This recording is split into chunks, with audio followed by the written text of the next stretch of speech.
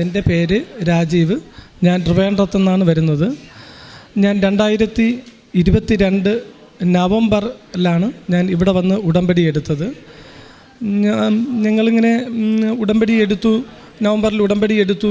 ഞങ്ങൾ ഉടമ്പടിയിലെ എല്ലാ കാര്യങ്ങളും പാലിച്ചുകൊണ്ടിരുന്നു. കൃത്യമായിട്ട് ഞങ്ങൾ കുടുംബ പ്രാർത്ഥന അത് ഒരു കാരണവശാലും ഒഴിവാക്കാതെ എത്ര സമയമില്ല എങ്കിലും കണ്ടെത്തി ഞങ്ങൾ ആ സമയത്ത് ഒരുമിച്ച് കുടുംബ പ്രാർത്ഥന, വെളുപ്പിന് 5:30 പ്രത്യക്ഷീകരണ പ്രാർത്ഥന, കാരുണ്യ പ്രവൃത്തികൾ, ഞങ്ങളതിൽ ഉടമ്പടിയിൽ ചെയ്യാൻ പറ്റുന്ന എല്ലാ കാര്യങ്ങളും ഒരു മാസം ഞങ്ങൾ കൃത്യമായി പാലിച്ചു.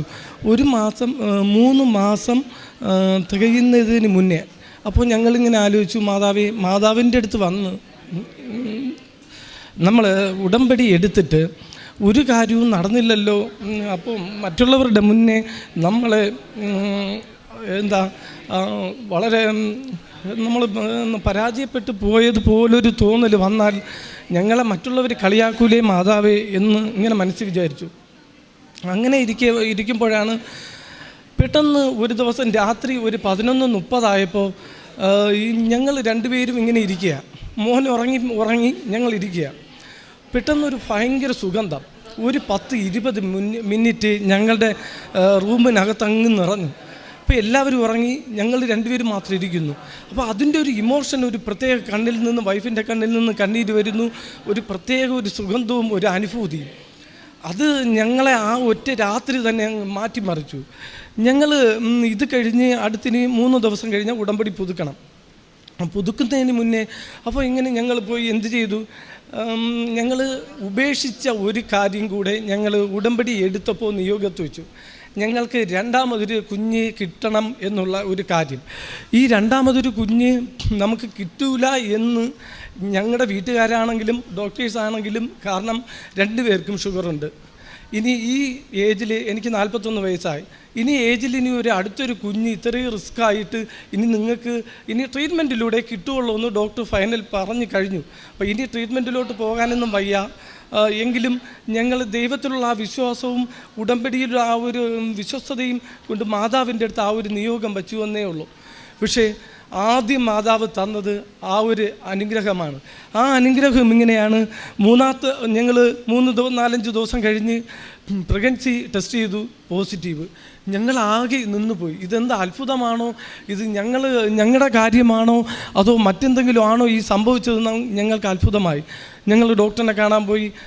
ഡോക്ടർ പറഞ്ഞു, നിങ്ങൾക്ക് ഷുഗറുണ്ട്, നിങ്ങൾക്ക് ഏജോ ഇതാണ്, അപ്പോൾ ഇങ്ങനത്തെ ഈ സ്റ്റേജ് വെച്ച് നിങ്ങൾ നോക്കുമ്പോൾ നിങ്ങൾക്ക് അബോർഷൻ ആവാനുള്ള ചാൻസ് കൂടുതലുണ്ട്. പിന്നെ ഞങ്ങൾ ബ്ലഡ് ടെസ്റ്റ് ചെയ്തപ്പോൾ വൈഫിൻ്റെ HB6 ഉള്ളൂ, നോർമൽ 12 വേണം. ഈ 6 എന്ന അവസ്ഥയിൽ എന്തായിരിക്കും ഇനി മുന്നോട്ട് പോകാൻ പറ്റുന്നത്? ഷുഗർ എന്ന് പറഞ്ഞാൽ 180, 200, 210, ഒരു 150 താഴോട്ട് ഒരു മാർജിൻ ലെവലെന്ന് പറഞ്ഞാൽ ഒരു 100 എത്തി ഇന്നേ വരെ കണ്ടിട്ടില്ല. അപ്പോൾ ഇങ്ങനത്തെ ഒരു സ്റ്റേജിൽ ഈ പ്രഗ്നൻസി എത്ര കണ്ട അങ്ങോട്ട് പോകും എന്ന് ഞങ്ങൾക്കറിയില്ല എന്ന് പറഞ്ഞു. ഞങ്ങൾ ഉടമ്പടിയിൽ വച്ച കാര്യം ആയതുകൊണ്ട് ഞങ്ങൾക്ക് പൂർണ്ണ വിശ്വാസമുണ്ട്. ഞങ്ങൾ ഡോക്ടറിൻ്റെ അടുത്ത് പോയപ്പോൾ ഞങ്ങൾ കാശ് രൂപം കയ്യിൽ വെച്ച് ഉടമ്പടി തൈലം പുരട്ടിയിട്ടാണ് ഞങ്ങൾ പോയത്. ആ ദിവസം കഴിഞ്ഞു. അടുത്ത് 3-ാമത്തെ മാസം സ്കാനിങ്ങിന് പോകാൻ പറഞ്ഞു. ഞങ്ങൾ 3-ാമത്തെ മാസം സ്കാനിങ്ങിന് പോയി. അപ്പോൾ ഞങ്ങൾ ഉടമ്പടി പുതുക്കിയപ്പോൾ മാതാവിൻ്റെ അടുത്ത് വെച്ചു. മാതാവ് ആണ് ഞങ്ങളെ പ്രതീക്ഷയില്ലായിരുന്നിട്ട് ഞങ്ങൾക്ക് പ്രതീക്ഷയും പുതിയൊരു ജീവിതത്തിലൊരു പ്രത്യാശയും തന്നത്. മാതാവ് തന്നെ എല്ലാം നോർമലാക്കി തരണം. ഞങ്ങളുടെ കയ്യിൽ ഇനി ഒന്നും ചെയ്യാനില്ല. അതുകൊണ്ട് ഞങ്ങൾക്കൊരു ഭയവുമില്ല. ഞങ്ങൾ ധൈര്യമായിട്ട് അടുത്ത സ്കാനിങ്ങിന് പോയി. അപ്പോൾ ഉടമ്പടി ഉപ്പ് ഞങ്ങൾ കഴിച്ചിട്ടാണ് ബ്ലഡ് ടെസ്റ്റ് ചെയ്യാൻ പോകുന്നത്. 3-ാമത്തെ മാസത്തിലെ സ്കാനിങ് എല്ലാം നോർമലായിരുന്നു, ഒരു കുഴപ്പവുമില്ല. പക്ഷേ റിസൾട്ട് എല്ലാം ഹൈ റിസ്ക് എന്ന റിസൾട്ടും ഡോക്ടർ റിസൾട്ട് എടുത്തു തന്നു. അതിനെ ലോ റിസ്ക് പ്രഗ്നൻസി ആക്കണം. അത് എന്ത് ചെയ്യാൻ പറ്റും? അത് മാതാവിനെ കൊണ്ടേ പറ്റുള്ളൂ. ഞങ്ങൾ വീണ്ടും ഉടമ്പടിയിൽ നല്ല ഉറച്ചു നിന്ന് ഞങ്ങൾ ഉടമ്പടി ചെയ്യുമ്പോൾ ഇന്നത്തെ ദിവസം ഞാൻ ഉടമ്പടിയിൽ എന്തെങ്കിലും കുറവ് വന്നിട്ടുണ്ടോ എന്ന് നോക്കി അന്ന് വൈകുന്നേരം തന്നെ അതിൻ്റെ കുറവ് നികത്തിയിട്ടേ ഞങ്ങൾ അടുത്ത ദിവസത്തോട്ട് കടക്കുകയുള്ളൂ. അത്രയും വിശ്വസ്തയോടെ മാതാവ് ഞങ്ങളെ ചേർത്ത് നിർത്തി ദൈവത്തിൻ്റെ അനുഗ്രഹം ഞങ്ങൾക്ക് തന്നപ്പോൾ ഞങ്ങൾ അടുത്ത് 5-ാമത്തെ മാസം സ്കാനിങ്ങിന് പോയി. അതിനു മുന്നേ ഞങ്ങൾ ജോസഫ് അച്ഛനെ വന്ന് കണ്ടു. അച്ഛൻ ബ്ലെസ് ചെയ്തു. ഞങ്ങൾ പോയി. അടുത്ത് 5-ാമത്തെ മാസം സ്കാനിങ്ങിന് പോകുന്നതിന് മുന്നേ ഞങ്ങൾ ഉടമ്പടി ഉപ്പ് രാവിലെ ബ്ലഡ് ടെസ്റ്റ് ചെയ്യണം, ഷുഗർ നോക്കാനും HB നോക്കാനും. ബ്ലഡ് ടെസ്റ്റ് ചെയ്യാൻ വേണ്ടി ഉപ്പ് കഴിച്ചു. വെറും വയറ്റിൽ ഉപ്പ് കഴിച്ചിട്ട് പോയി ബ്ലഡ് ടെസ്റ്റ് ചെയ്തു. ഷുഗർ വേരിയേഷൻ ഉണ്ട്, HB വേരിയേഷൻ ഉണ്ട്. അങ്ങനെ ഹൈ റിസ്ക് പ്രഗ്നൻസി എന്നുള്ളത് ലോ റിസ്ക് പ്രഗ്നൻസി ആയി. റിസൾട്ട് ഞങ്ങൾക്ക് വന്നു ലോ റിസ്ക് പ്രഗ്നൻസി. മാതാവേ, നീ ഇത്രയും കാത്തല്ലോ. അപ്പോൾ ഷുഗറിൻ്റെ ഡോക്ടറിനെ കാണണം. അപ്പോൾ ഷുഗറിൻ്റെ ഡോക്ടർ പറഞ്ഞു, പ്രിൻസി ഒരു കാര്യം ചെയ്തോ, ഈ രീതിയിൽ പോയാൽ ചിലപ്പോൾ ഏർലി ഡെലിവറി നടക്കാൻ സാധ്യതയുണ്ട്. ഏർലി ഡെലിവറി എന്ന് പറഞ്ഞാൽ അപ്പം ഞങ്ങൾ മാതാവിൻ്റെ അടുത്ത് ഉടമ്പടിയിൽ വച്ച് പ്രാർത്ഥിച്ചു, മാതാവേ പൂർണ്ണ വളർച്ച എത്തി ഈ വാക്കിൽ ഒരു വള്ളി പുള്ളി തെറ്റാതെ മാതാവ് ഞങ്ങളെ അനുഗ്രഹിച്ചു. കാരണം ഞങ്ങൾ പ്രാർത്ഥിച്ചത് ഇങ്ങനെയാണ്, മാതാവിൻ്റെ നിയോഗം വെച്ച് ഉടമ്പടിയിൽ നിയോഗം വെച്ച് പ്രാർത്ഥിച്ചു, മാതാവെ പൂർണ്ണ വളർച്ചയെത്തി മാസം തികഞ്ഞ് ഡോക്ടർ പറയുന്ന ദിവസം തന്നെ ഡെലിവറി നടക്കുകയും നല്ല ആരോഗ്യമുള്ള ഒരു കുഞ്ഞിനെ തരികയും ഒരു കോംപ്ലിക്കേഷനും ഇല്ലാതെ മാതാവ് തന്ന് അനുഗ്രഹിക്കണമേ എന്ന് മാതാവിൻ്റെ അടുത്ത് നിയോഗം ഉടമ്പടിയിൽ വെച്ച് പ്രാർത്ഥിച്ചു. എന്നിട്ട് 9-ാമത്തെ മാസത്തെ അവസാനത്തെ സ്കാനിങ്ങിന് ഞങ്ങൾ പോയി. ഉടമ്പടി ഉപ്പ് വായിലിട്ടു, കഴിച്ചു, ബ്ലഡ് ടെസ്റ്റ് ചെയ്തു. 80 ഷുഗർ ലെവല്, നോർമൽ ലെവല് ആയി sugar, HB 12, low risk pregnancy, കുഞ്ഞ് തിരിഞ്ഞ് വന്നിട്ടുണ്ട്, നോർമൽ ഡെലിവറി. ഇത് വേറെ ഒന്നും പേടിക്കാനില്ല. പിന്നെ ഒരു കാര്യം കൂടെ ഉണ്ട് പ്രിൻസി, ഫ്ലൂയിഡ് അല്പം കൂടുതലാണ്, കുഞ്ഞ് ചിലപ്പോൾ സ്മാളായിരിക്കും. ഈ കാശ് രൂപവും കൊണ്ടാണ് സ്കാനിങ്ങിന് പോയത്. സ്കാനിങ് കഴിഞ്ഞു വന്നു, എല്ലാം നോർമലി. ഫ്ലൂയിഡ് ഇപ്പം ഞങ്ങൾ മാതാവിൻ്റെ അടുത്ത് പറഞ്ഞു, മാതാവേ തീരെ കുഞ്ഞാണെങ്കിൽ ഞാൻ എങ്ങനെ നോക്കും, എൻ്റെ കുടുംബം എങ്ങനെ നോക്കും? എൻ്റെ അമ്മയും വൈഫിൻ്റെ അമ്മയൊക്കെ ഇത്തിരി പ്രായമായവരാണ്, അവരെ കൊണ്ട് നോക്കാനൊന്നും പറ്റത്തില്ല. മാതാവ് തന്നെ അതിന് എന്താണെങ്കിലും ഒരു അത്ഭുതം സംഭവിക്കണം.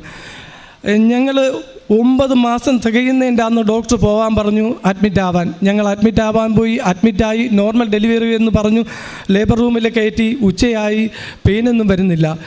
അപ്പോൾ ഡോക്ടർ വന്ന് പറഞ്ഞു, സാർ ഇതേപോലെ വൈഫിന് പെയിനൊന്നും വരുന്നില്ല, പക്ഷേ എല്ലാം നോർമലായിരുന്നതാണ്, നമുക്ക് ഓപ്പറേഷൻ ചെയ്താലോ എന്ന് ചോദിച്ചു. അപ്പം ഞാൻ ഒരു നിമിഷം മനസ്സിൽ വിചാരിച്ചു, മാതാവേ ഇത്രയും വിശ്വസ്ത ഞാൻ കാണിച്ച്, ഞാൻ ഇത്രയും ആത്മാർത്ഥത മാതാവിൻ്റെ അടുത്ത് ചോദിച്ച്, മാതാവ് ഈശോയോട് ഇത്രയും അത്ഭുതം എനിക്ക് ചെയ്തു തന്നിട്ട്, മാതാവ് ഈ അവസാനം നീ എന്നെ പരീക്ഷിക്കുകയാണോ, എന്താണ് ഇതിനിടയ്ക്ക് ഈ സംഭവിക്കുന്നതെന്ന് ചോദിച്ചു.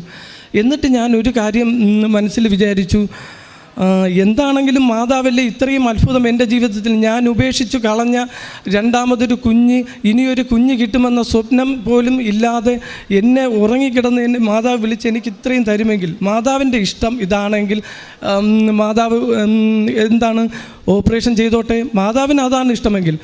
ഞാൻ ഓപ്പറേഷൻ ചെയ്യാൻ ഡോക്ടറിന് പ്രൊസീഡ് കൊടുത്തു. ഡോക്ടർ ഓപ്പറേഷൻ ചെയ്തു. 1/2 മണിക്കൂർ കഴിഞ്ഞ് ഡെലിവറി കഴിഞ്ഞു. ഡോക്ടർ വന്ന് വിളിച്ചു കുഞ്ഞിനെ കാണാൻ. ഞാനും എൻ്റെ മകനും കൂടെ ലേബർ റൂമിലോട്ട് പോയി കുഞ്ഞിനെ കണ്ടു. ഡോക്ടർ എൻ്റെ മുഖത്ത് നോക്കിയിട്ട് പറയുന്നു, നോർമൽ ഡെലിവറി എന്ന് പറയുന്നത് അസാധ്യമാണ്. പ്രിൻസിക്ക് അസാധ്യമായിരുന്നു. കാരണം ഇത്രയും വളർച്ചയെത്തിയ ഒരു കുഞ്ഞ്, ഡെലിവറി കഴിഞ്ഞ് 1 മാസം പ്രായമായ ഒരു കുഞ്ഞിൻ്റെ വെയിറ്റ് 4.38 കിലോ വെയിറ്റ് ഡെലിവറി ടൈമിൽ കുഞ്ഞ്, ഇത്രയും ആരോഗ്യമുള്ള ഒരു കുഞ്ഞിനെ എൻ്റെ ഇടക്കാലത്തെ ഡെലിവറി ടൈമിൽ എൻ്റെ പേഷ്യൻറ്റിന് ഇതുവരെയും ഞാൻ കണ്ടില്ല. ഇടക്കാലത്ത് ഡെലിവറി കഴിഞ്ഞതിൽ ഇത്രയും ആരോഗ്യമുള്ളൊരു കുഞ്ഞിനെ ആണ് നിങ്ങൾക്ക് ലഭിച്ചിരിക്കുന്നതെന്ന് പറഞ്ഞു. അപ്പം ഞാൻ മാതാവിൻ്റെ അടുത്ത് അവിടെ നിന്ന് പറഞ്ഞു, മാതാവേ ഇത്രയും അത്ഭുതം പ്രവർത്തിക്കാൻ നിനക്ക് എത്ര സമയം വേണം? ഒരു നിമിഷം കൊണ്ട് നീ എല്ലാം മാറ്റിമറിച്ചു. ഞാനെങ്കിലും ആ സിസേറിയൻ ചെയ്യണമെന്ന് പറഞ്ഞപ്പോൾ ഒരിക്കലും പകച്ചു പോയില്ല. അവിടെ നിന്ന് കാശുരൂപം കയ്യിലിരുന്നു. ഞങ്ങൾ കാശുരൂപം കയ്യിൽ വെച്ചിട്ടാണ് എല്ലാ കാര്യത്തിനും പോയത്. ഇത്രയും നല്ലൊരു ആരോഗ്യമുള്ളൊരു കുഞ്ഞിനെ കാരണം തന്ന് മാതാവ് അനുഗ്രഹിച്ചതിന് മാതാവ് എനിക്ക് വേണ്ടി അപേക്ഷിച്ചപ്പോൾ ഈശോ അത് കേട്ടതിന് ദൈവത്തിന് ഞാൻ നന്ദി പറയുന്നു. അങ്ങനെ ഞങ്ങൾ എല്ലാ കാര്യങ്ങളും വളരെ മംഗളമായി ഡെലിവറി കഴിഞ്ഞു, വീട്ടിലെത്തി. കാര്യങ്ങളെല്ലാം സ്മൂത്തായി. ഞാൻ പോലും അറിയാതെ 9 മാസം കഴിഞ്ഞു, കുഞ്ഞിൻ്റെ വൈഫിൻ്റെ ഡെലിവറിയും കഴിഞ്ഞു. അടുത്തിങ്ങനെ ഇരുന്നപ്പോഴാണ് വൈഫ് ഒരു സ്വപ്നം കണ്ടു. ഒരു ദിവസം യാദൃച്ഛികമായിട്ട് അടുത്ത് വീണ്ടും മാതാവിൻ്റെ ഒരു സാന്നിധ്യം. സ്വപ്നം വൈഫ് പറയും എന്താണ് കണ്ടതെന്ന്. ഒരു ദിവസം രാത്രി മാതാവിനെ സ്വപ്നത്തിൽ കാണുകയാണ്. വളരെ മനോഹരമായിട്ട് മാതാവിനെ സ്വപ്നത്തിൽ ഒരുക്കിക്കൊണ്ട് വരുന്നതാണ് കണ്ടത്. അപ്പോൾ ഈ ദിവസത്തെ പ്രത്യേകത എന്താണെന്ന് ഞാൻ ചോദിക്കുകയും ആരൊന്നുമില്ലാതെ ഒരു മറുപടി എനിക്ക് ലഭിക്കുകയാണ്. ഇന്ന് ഡിസംബർ 8 അമലോത്സവ തിരുനാൾ. അപ്പോൾ അമലോത്സവ തിരുനാൾ ആ ദിവസം ആ ഡേറ്റ് എന്താണ് ഞാൻ കണ്ടതെന്ന് ചിന്തിച്ച് നോക്കിയപ്പോഴേക്കും മാതാവ് ഞങ്ങൾക്ക് തന്ന ഈ കുഞ്ഞിന് ആ ദിവസമായിരിക്കാം മാമോദീസ കൊടുക്കാൻ മാതാവിൻ്റെ നിയോഗമെന്ന് ഞങ്ങൾ തീരുമാനിക്കുകയും ആ ദിവസം തന്നെ ഞങ്ങളുടെ കുഞ്ഞിനെ മാമോദീസ നൽകുകയും ചെയ്തു. ഞങ്ങൾ 45 അന്ന് കുഞ്ഞിന് ജ്ഞാനസ്നാനം കൊടുക്കുകയും ചെയ്തു. അത് കഴിഞ്ഞിട്ട് ഞങ്ങൾ ചെയ്തതെന്ന് പറഞ്ഞാൽ ഞങ്ങൾ അടുത്ത നിയോഗത്തിൽ ഞങ്ങൾ വച്ചിരുന്നത് എൻ്റെ വൈഫിൻ്റെ ബ്രദർ ഗവൺമെൻറ് ജോലിയായിരുന്നു. പുള്ളിയുടെ സുഹൃത്തുക്കൾ തമ്മിലുള്ള ചില പ്രശ്നങ്ങൾ കാരണം അവിടെ കേസാവുകയും പുള്ളിയെ സർവീസിൽ നിന്ന് സസ്പെൻഡ് ചെയ്യുകയും ചെയ്തു. അപ്പോൾ ഞങ്ങൾ ഉടമ്പടിയിൽ വെച്ച് മാതാവിൻ്റെ അടുത്ത് പ്രാർത്ഥിച്ചു, മാതാവേ അവർക്ക് വിശ്വാസമുണ്ടോ ഇല്ലയോ എന്ന് എനിക്കറിയത്തില്ല, അവരെ ഞാൻ കൊണ്ടുവന്ന് ഉടമ്പടി എടുപ്പിക്കാം. അങ്ങനെ ഞാൻ അവരെ ഇവിടെ കൊണ്ടുവന്ന് ഉടമ്പടി എടുപ്പിച്ചു. എൻ്റെ ഉടമ്പടിയിൽ വെച്ച് ഞാൻ പ്രാർത്ഥിച്ചു, പുള്ളിയെ തിരികെ കയറ്റണം, കേസ് ഒന്നുമില്ലാതെ പോകണമെന്ന് പറഞ്ഞ്. അതേപോലെ മാതാവ് കേസ് പുള്ളിക്ക് അനുകൂലമായി വരികയും പുള്ളിയെ തിരികെ സർവീസിൽ കയറ്റുകയും പുള്ളി ഇപ്പോൾ ജോലിയിൽ തുടരുകയും ചെയ്യുന്നു. അടുത്ത് ഞാൻ എൻ്റെ ഉടമ്പടിയിൽ വച്ചിട്ടുള്ളതെന്ന് പറഞ്ഞാൽ എൻ്റെ മകന് 2014 മുതൽ 2021 വരെ ഒരു വർഷത്തിൽ ഒരു പ്രാവശ്യമെങ്കിലും ഹോസ്പിറ്റലിൽ അഡ്മിറ്റാവും. എന്തെങ്കിലും ഒരു കാരണം കൊണ്ട്. ഞങ്ങൾ ഉടമ്പടിയെടുത്ത അന്ന് മുതൽ അവൻ എന്ത് വന്നാലും ആദ്യം ചെയ്യുന്നത് ഉടമ്പടി തൈലം വരച്ച് കുരിശ് വരച്ച് കൊടുക്കും, ഉടമ്പടി ഉപ്പ് കൊടുക്കും. ഇന്നേ വരെ 2021 ശേഷം ഇന്ന് ഈ ദിവസം വരെ ഒരു ദിവസം പോലും അഡ്മിറ്റ് ചെയ്യേണ്ട ഒരു സ്റ്റേജ് എൻ്റെ മകന് വന്നിട്ടില്ല. അടുത്ത നിയോഗമെന്ന് പറഞ്ഞാൽ അടുത്ത് ഞാൻ വച്ചിട്ടുള്ളതെന്ന് പറഞ്ഞാൽ ഉടമ്പടിയിൽ വയ്ക്കാതെ ഞാൻ മറ്റുള്ളവർക്ക് വേണ്ടി ഉടമ്പടി പ്രാർത്ഥന ചൊല്ലുമ്പോൾ ഒരുപാട് പേർക്ക് വേണ്ടിയിട്ട് ഞാൻ അത്യാവശ്യ ഘട്ടം ആർക്കാണോ അവർക്ക് വേണ്ടി പ്രാർത്ഥിക്കും. അങ്ങനെ പ്രാർത്ഥിച്ച 3 പേർക്ക് 2 പേര് വിധവകളാണ്. ഒന്ന് എൻ്റെ സുഹൃത്തിൻ്റെ ഭാര്യയാണ്.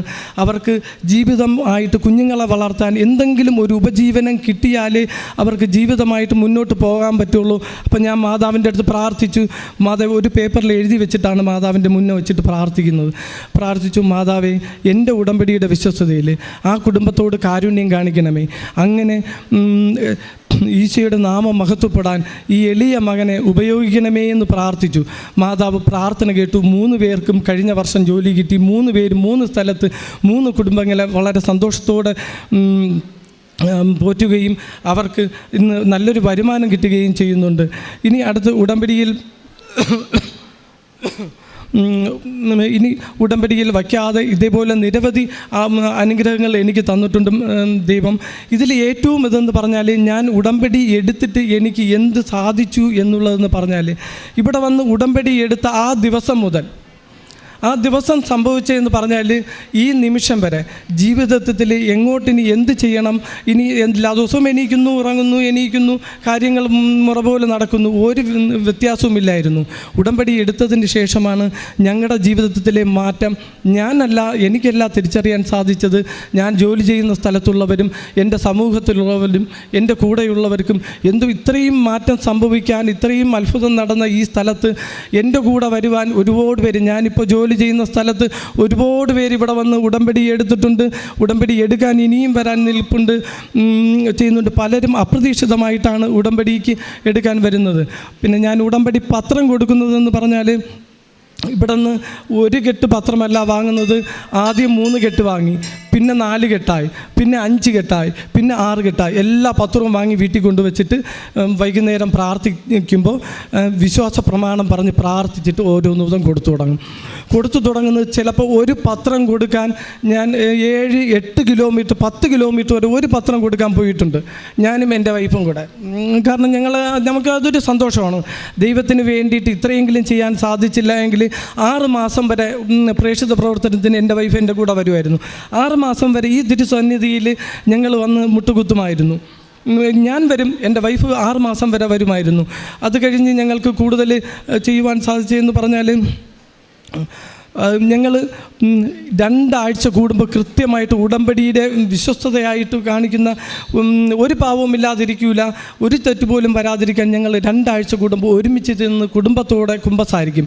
അത് ചിലപ്പോൾ എൻ്റെ സ്ഥലം നെയ്യാറ്റിൻകരയാണ്, ഞാൻ അവിടെ നിന്ന് വൈഫുമായിട്ട് എവിടെയാണോ അന്ന് കുമ്പസാരം സൗകര്യമായിട്ടുള്ളത്, ചിലപ്പോൾ 8-10 കിലോമീറ്ററുള്ള പള്ളിയിൽ പോയി ഞങ്ങൾ എത്ര സമയം കഴിഞ്ഞാലും ഞങ്ങൾ കുമ്പസാരിച്ചിട്ടേ വരത്തുള്ളൂ. ആ ദിവസം നോക്കി കുമ്പസാരിക്കും.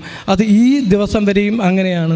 ഞങ്ങളെ ഇത്രത്തോളം ദൈവം ഞങ്ങളെ ഒരുപാട് വിദൂരത്തുനിന്ന് ദൈവത്തോട് കൂടുതൽ അടുപ്പിച്ച പരിശുദ്ധ അമ്മയ്ക്കും ഈശോയ്ക്കും ഞങ്ങളത് ഹൃദയം നിറഞ്ഞ നന്ദി അർപ്പിക്കുന്നു.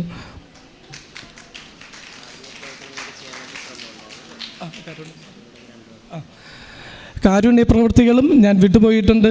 കാരുണ്യ പ്രവൃത്തികളായിട്ട് ഞാൻ ചെയ്യുന്നതെന്ന് പറഞ്ഞാൽ രോഗികളായിട്ട് എന്നാൽ കഴിയുന്ന സഹായം. ഞാൻ സാധാരണ ചാരിറ്റി വർക്കൊക്കെ ചെയ്ത് ഫ്രീ ആയിട്ട് ചെയ്തു കൊടുക്കുന്നതാണ്. ആരെങ്കിലും ഞാൻ ജോലി ചെയ്യുന്ന സ്ഥാപനത്തിൽ ചാരിറ്റി വർക്കൊക്കെ അവർ ചെയ്തു കൊടുക്കും. അപ്പോൾ ഇലക്ട്രിക്കൽ വർക്ക് പരമായിട്ട് എന്ത് വന്നാലും ഞങ്ങൾ ഒരു ടീമായിട്ട് ക്രിയേറ്റ് ചെയ്ത് ഞങ്ങൾ പോയി ഞങ്ങളെ മെക്കാനിക്കൽ സ്ട്രെങ്ത് വെച്ചിട്ട് ഞങ്ങൾ ഫുള്ള് ചെയ്ത്, വീടൊക്കെ ആണെങ്കിലും പാവപ്പെട്ട വീടൊക്കെ ആണെങ്കിലും ഞങ്ങളത് ചെയ്തു കൊടുക്കും. അടുത്ത് കാശാണെങ്കിൽ അത് കൊടുക്കും. ഞങ്ങൾ രോഗി സന്ദർശനത്തിന് പോകുമ്പോൾ വീട്ടിൽ സദ്യ ഊണ് വച്ച് ഞങ്ങളാൽ കഴിയുന്ന അത്രയും ഹോസ്പിറ്റലിൽ കൊണ്ടുവന്ന് കൊടുക്കുമായിരുന്നു. പിന്നെ കാരുണ്യ പ്രവൃത്തികളിൽ രോഗി സന്ദർശനം, സഹായങ്ങൾ ചെയ്യാൻ പറ്റുന്നവർ, കൃപാസനത്തിൽ വരാൻ ഒരാളിന് പറ്റിയില്ല എങ്കിൽ അവർക്ക് ഞാൻ ടിക്കറ്റ് എടുത്തു കൊടുത്ത് അവരെ ഇനി കൊണ്ടുവരിപ്പിക്കും. കാരണം പിന്നെ എന്നാൽ കഴിയുന്ന സഹായങ്ങൾ, ദൈവത്തിൻ്റെ നാമം മഹത്വപ്പെടുന്നതിന് ഞാൻ എന്ത് ചെയ്യണോ, എൻ്റെ കടമ എന്താണോ അത് ഞാൻ പൂർണ്ണമായും നിർവഹിക്കാൻ ബാധ്യസ്ഥനാണെന്ന ബോധ്യം ഉള്ളതുകൊണ്ട് അത് കാണിച്ചു തന്ന മാതാവിന് ഞാൻ ഒരിക്കൽ കൂടി നന്ദി അർപ്പിച്ചുകൊണ്ട് ഈശോയ്ക്കും മാതാവിനും നന്ദി അർപ്പിക്കുന്നു.